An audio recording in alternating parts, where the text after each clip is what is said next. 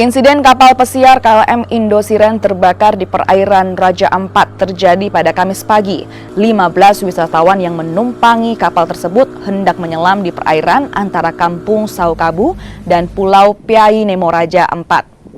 Dalam kejadian ini, seluruh penumpang dan ABK berhasil dievakuasi ke homestay terdekat.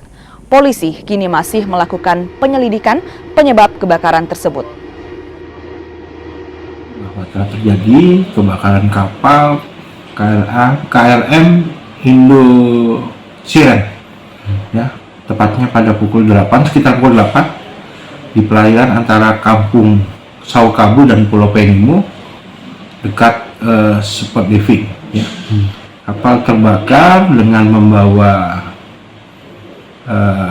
wisatawan sejumlah 20 orang, 15 warga negara asing dan 5 warga negara Indonesia dengan kru kapal 10. Sementara kapal sudah bisa diamankan, khususnya penumpang sudah bisa kita amankan, dievakuasi di homestay Gloria. Semuanya dalam keadaan selamat.